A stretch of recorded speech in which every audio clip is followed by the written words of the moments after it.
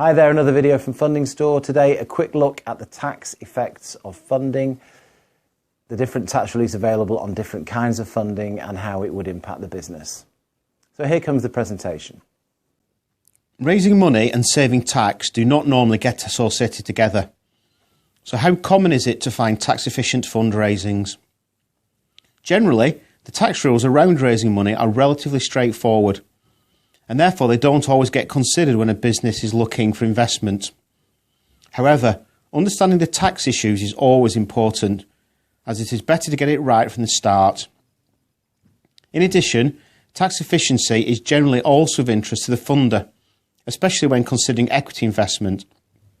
And if the funder's tax position can be improved, then it will increase the potential for a successful fundraise.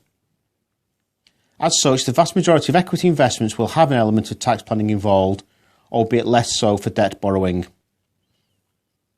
It's worth noting here that any tax advantages should be considered as part of the overall financing proposition. Of utmost importance is making sure the commercial position is maximised, and only then should tax efficiency be considered. Also, as with anything related to tax, taking expert and professional advice is absolutely crucial. Let's start with some general principles on the tax position for the most common type of funding, debt. This type of financing results in a liability being recognised on the balance sheet and incurring an interest on the outstanding capital balance. The interest charge is tax deductible as it is charged as a normal trading expense within the profit and loss account. Conversely, the regular capital repayments do not constitute an expense, and as such do not receive a tax deduction. There are complex rules if the capital balance is written off, which can happen in an insolvent situation, but this is not overly common. One area worth considering further are bank charges, which are tax deductible in a similar way to interest costs. It is also common for banks to now charge an arrangement fee when a loan is first drawn down, as well as their ongoing charges. Such arrangement fees can be as much as 3% of the amount borrowed. Whilst many companies will simply show the net amount received as a liability, you are still allowed to charge the arrangement fee as an expense and therefore receive a tax deduction. If that's debt, how does tax work for equity investments? Before looking at the position of the investor, which is most critical, let's quickly recap the position for the business. Unlike debt, there is very little to consider from a tax perspective. The investment is made in the form of share capital and no tax relief is available for the company. This lack of relief even applies to any costs, such as for professional advisors that are linked directly to the fundraising. Any financial returns to investors will be by way of dividends, which are paid from post-tax profits. Again, there is no impact on the company's tax position. So, from the company's position, the tax position is relatively straightforward for equity investments. But how does this differ for the investor themselves? There are a number of often very attractive tax reliefs available to equity investors. These have been introduced and extended by successive governments in an attempt to stimulate and encourage investment into early stage businesses. As such, these reliefs genuinely make the UK an entrepreneurially friendly country in which to invest. The most common reliefs are EIS, or Enterprise Investment Scheme, and SEIS, with the first S indicating seed under EIS. These structures provide tax benefits to investors who lend money to qualifying companies.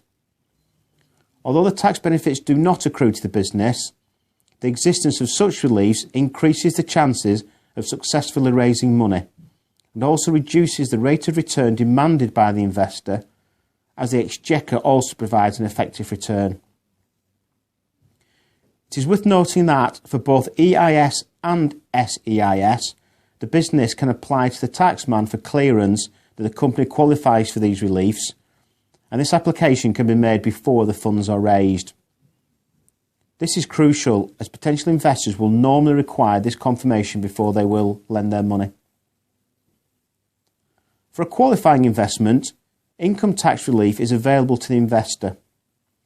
Under EIS, 30% of the funds injected can be set off against the individual's tax bill. Thus, if they invest £100,000, they get an immediate reduction in their tax bill by £30,000, making the net cost to them only £70,000. This tax relief increases to 50% for SEIS investments.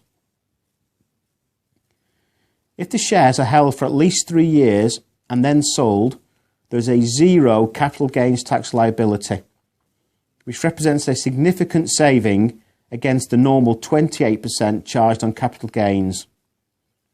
However, if the shares are sold within this 3-year window, this relief doesn't apply and normal tax charges will be incurred. Finally, if the shares are sold at less than the price paid, then loss relief is also available, typically against other capital gains, but potentially also against income. Taken together, these reliefs provide a material financial benefit compared to an investment in a non-qualifying company, but there are some conditions. As noted, the company must meet various criteria which are set out by the taxman. These include size restrictions, so that if you have too many assets you do not qualify, and restrictions on certain business activities, although most normal trading businesses do qualify. In addition, for SEIS, you also have to be a new company, which is defined as being less than 2 years old.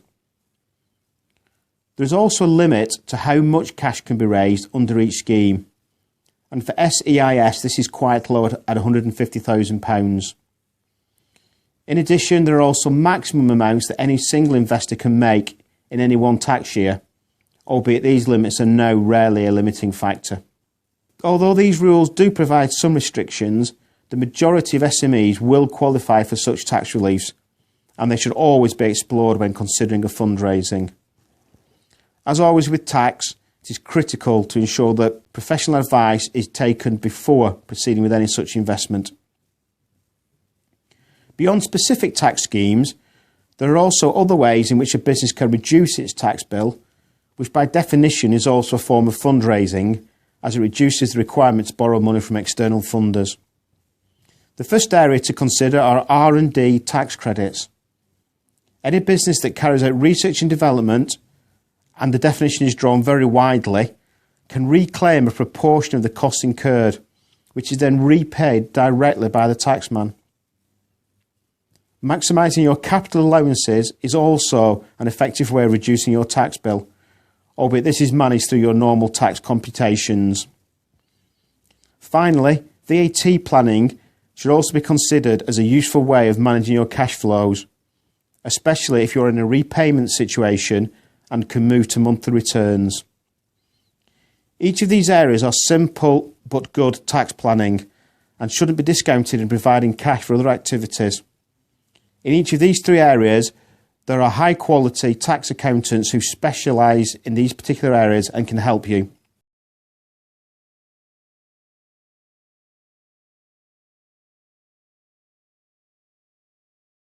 We hope that was useful. If you have any questions, give us a call on 01565 756 141 or have a look around fundingstore.com.